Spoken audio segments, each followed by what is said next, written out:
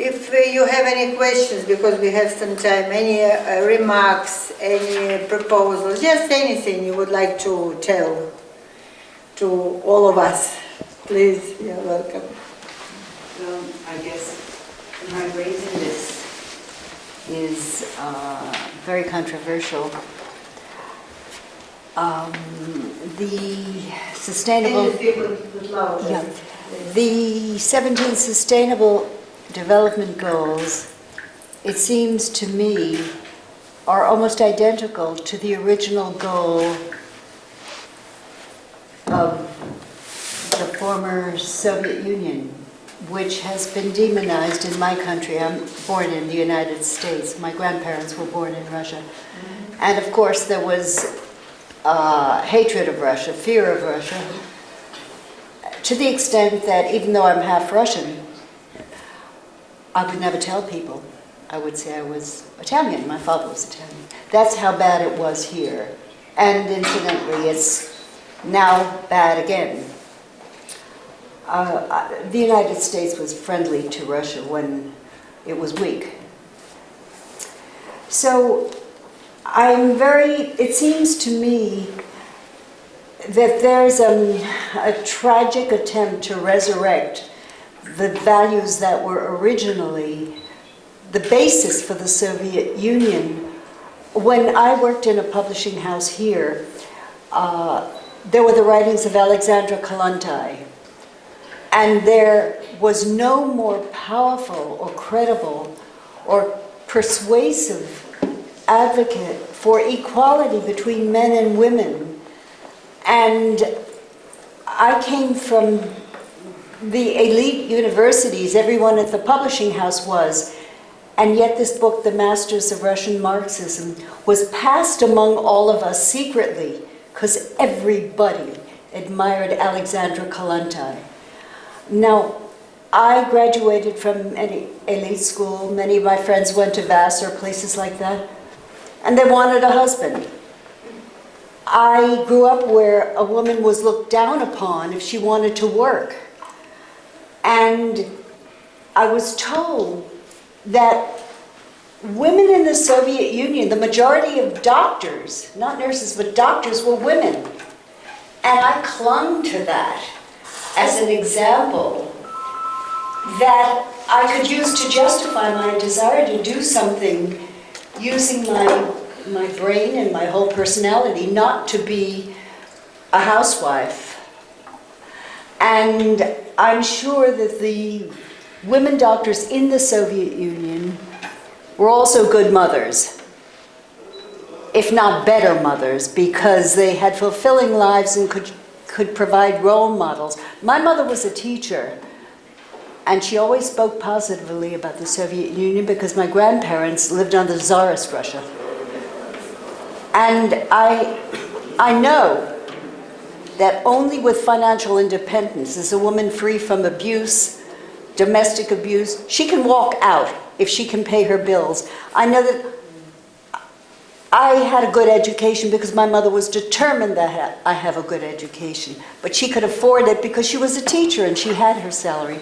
So what I see now going on at the United Nations is a pathetic attempt to reconstruct what you Soviets had and were fighting to extend. And there was an ideological clash, and that's tragic for what was a very advanced society. And I know I'm speaking now in a way that a lot of people wouldn't like, especially in my country. But if we're talking about gender equality, if we're talking about, an end of homelessness, if we're talking about human rights, those were the very things that, you have to forgive me for mentioning the unmentionable, Lenin fought for. So I know I sound ideological, but it's not. Every one of these 17 sustainable goals were the basis for the whole Soviet state.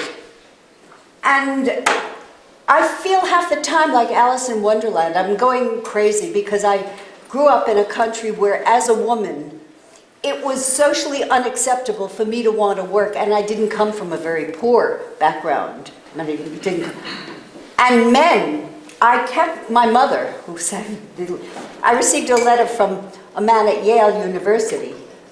When I finally succumbed to pressure and gave up all thought of working, and he wrote me a letter, which thank God my mother kept, saying, "Oh, I'm so glad you've given up all plans for a career. Now you're finally feminine." I mean, Betty Friedan finally wrote the book, The Feminine Mystique. And books were subsequently written. But capitalism is based on patriarchy. Patriarchy is based upon the subjugation of women.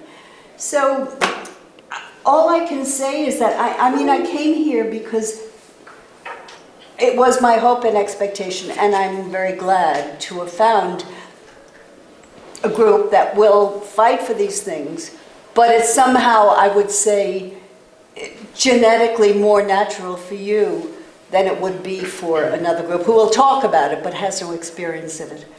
So, I just don't know what to say, because the United Nations is not going to achieve its sustainable development goals. It will not, and Secretary General Guterres has acknowledged this. Because globally, neoliberalism is being imposed upon. So, what can be done to end the demonization of socialism? In my country, Bernie Sanders, this pathetic little, slightly progressive man who wants some decent lives for people. I speak to Democrats who say, "Oh no, he's too far to the left. We wouldn't dare nominate him." So we're going to end up with, it's almost classic. I read all 3 volumes of Das Kapital, secretly, of course. I had brown paper wrappers over it, told everybody they were books about sex. But this is pathetic. The 17, what you're doing is admirable. But the 17 Sustainable Development Goals are cosmetic. Without economic, global transformation economically, there's no chance for women. The homelessness in this country. I walk on 42nd Street, the number of people sleeping in the gutter. And to hear one of my colleagues in the press say, "Oh, they're just lazy, they don't want jobs." I said, "Would you like a job cleaning somebody's toilet? You're a photographer, you deal with heads of state." The lack of empathy, the lack of respect, the lack of, I would say, basic decency toward, it is increasing here, that's all I can say. They say that Eleanor Roosevelt always took public transportation. And I think that's how she was able to come up with the Universal Declaration of Human Rights, because I do take public transportation. The number of beggars, very often there's no place to sit because there are people sleeping on the subways. And this is the capitalist dream that Donald Trump is offering North Korea. I was, but incidentally, in North Korea, in Pyongyang, so I can compare the two, but I won't go too far. I'll try not to go too far. All I'm saying is, what you are now trying to build from the bottom up, you already had. And you gave it up, and I was there at the time, and I said, "Don't give it up." But of course, who am I? So I thank you for this. But how can you possibly make a reality of all of these noble goals when this contradicts neoliberalism? You have 8 people who control more wealth than the majority of people on the planet? What's going on? And how long are people going to tolerate this? That's what I wonder. And will people wake up before it becomes very violent, as it did in France and elsewhere?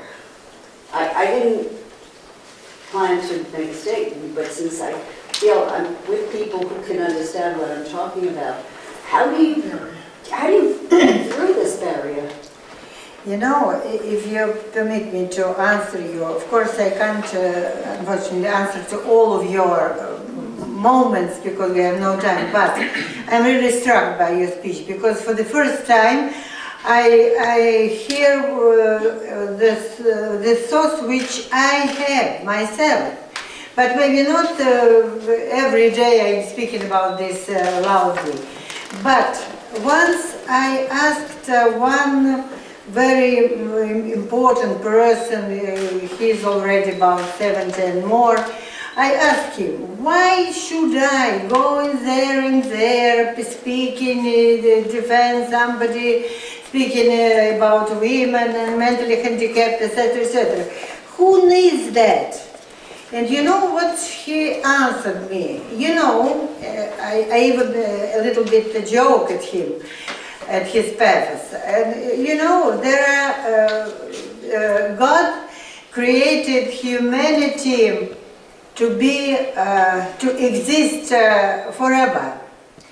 And there are always people everywhere in the planet, in America, in Russia, in Uganda, everywhere, who really, how to say, who really tries to preserve this humanity. It was a little bit pathetic, but I understood that meaning.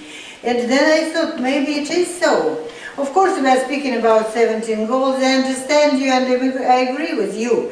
But if we, me, her, you, we shall do something on our spot, just defending somebody, struggling for better life. It's already too much. Let them be 17 goals, okay. But still we are trying to do something for making better. I think that's already too much. And even enough for us, for our lives. I don't know whether I answered your question, but I feel like this. Может быть, кто-то еще хочет сказать? Да, конечно. Конечно, хотят. Но речь шла о том, что вот так вкратце, если вот перевести, просто вот эти 17, значит, целей там, и так далее, это все хорошо, но их можно выполнить, основу экономическую и так далее. Ну вот я и на что просто ответила, правильно, но своими мыслями, то, что один человек, такой очень пафосный, такой взрослый, там, в России, я его спросила, вот что я вот это мотаюсь, туда-сюда, там, что-то там борюсь за права, там, умственно отсталых или людей с инвалидностью, кому это все нужно? И он мне сказал, что вообще Бог создал человечество для того, чтобы оно, ну, как бы, существовало всегда, вечно. И всегда находятся люди на планете в разных совершенно точках, в разных странах, которые вот поддерживают это. Одни борются там за женский вопрос, решение женских вопросов, другие там за людей старшего возраста. То есть всегда есть люди, которые вот все равно вот эту миссию несут, и поэтому все вот будет как бы, ну, не будет разрушена до конца вот эта вся наша жизнь. Вообще очень американская. Thank you for your note. It was really very interesting. So can I add something? Yeah. A little? In my presentation, it was a slide with a quote of Leo Tolstoy. It's about everyone thinks to change the world, but nobody thinks to change himself. So I decided that I can't change the world, but I can do something in my life. And because of a lot of social networks, because of a lot of computers, internet, and all this stuff, I know that me and my life can be like an example of trying to do something good. And every day I have a lot of messages from different women, Russian language women, from United States, from France. I have a lot of friends, and I have a lot of just people who watching me.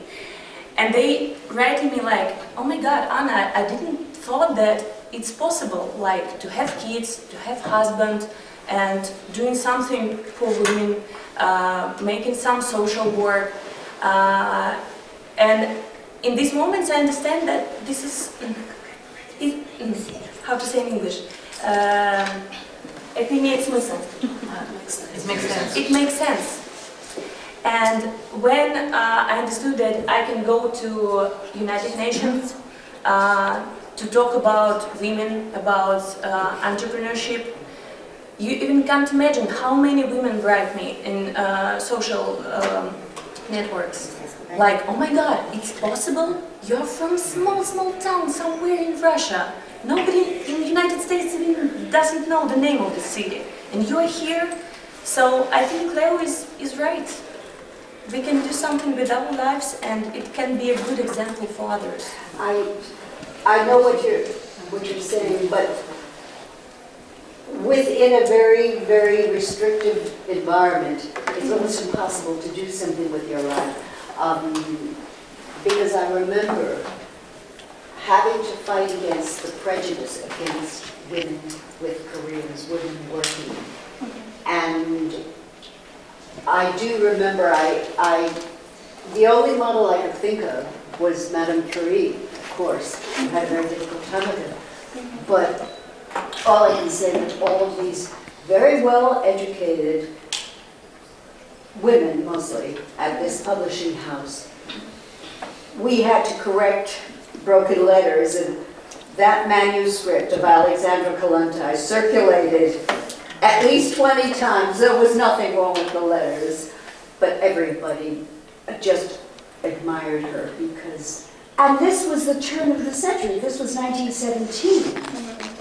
And she was so way beyond where we are. They talk about, freedom. Also, by the way, I have to say, talking about freedom, I feel very, very threatened speaking openly this way, and I do it only because I know your background. But it's very dangerous in this country to speak the way I am speaking.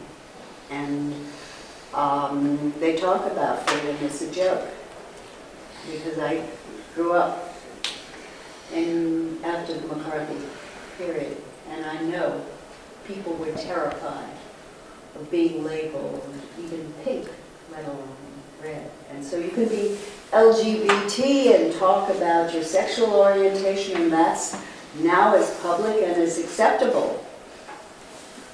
But to call yourself a socialist or even mention one, oh, that's it. And so half the time I think I'm going crazy. I actually just went out and bought Gogol's The Diary of a Madman. But it's sometimes very intolerable to be at the Security Council and hear the United States lecture other countries about human rights and know the number of countries we've destroyed who were trying to give their people human rights. I was in Vietnam. I also worked in Chile during the Pinochet dictatorship, where we had overthrown a progressive government that was giving food to the starving and put in a fascist government. So, the hypocrisy, I've always found that to be the most intolerable. And I do think it is a very great tragedy that the Soviet Union fell apart. In that sense, I think Putin is absolutely correct, saying it's one of the greatest tragedies. Interestingly, I was in Moscow when Queen Elizabeth II met Boris Yeltsin. And she had a lady in waiting. I spoke with Queen Elizabeth, who was married to an Orthodox Jewish rabbi in England, who said, this collapse of the Soviet Union is going to be a global catastrophe, and it will be like tidal waves that increase and get worse. And look at the world today. I mean, the religious insanity that's taken over. Yes, the Soviet Union was an atheist state, and it balanced what was perhaps religious. And because Soviet Union, Roosevelt created the New Deal, because he didn't want a revolution here. He also might have been a decent person as well. Now that there's no Soviet Union to compete against, they're totally dismantling the New Deal. If you read Trump's plan for his next presidency, it's a complete destruction of the social safety net without basic economic security. what dignity is there? What, you know, what opportunities if you have to scramble just to get enough food? So, and then of course, as I mentioned, Putin has made Russia stronger, and so he's hated by the West. To this, so yes, I know. I'm sorry, yes, I'm so sorry. So I'm sorry. It's a really interesting talk, and for the first time when we communicate with each other. And the more we meet, the more we speak, the more we understand. And then I would like to stress the idea again that everybody must start from he or herself, to educate herself, to teach herself. Otherwise, only speaking and speaking about bad and good things is nothing. You must start from yourself. And it's very good that we meet, that we speak, we Russians, we Americans, and people from Uzbekistan, we speak together. It's the best thing, and I think it's the best result of such events in the United Nations. And thus we are speaking about those goals, maybe not real as you said, but we, by our conversation, we really try to fulfill those goals. When we shall do it, nobody knows, but we try. It's already not so little. So thank you very much to raise such a question, and we are very happy that our meeting just became a meeting of real friends, I hope. Thank you very much for everybody.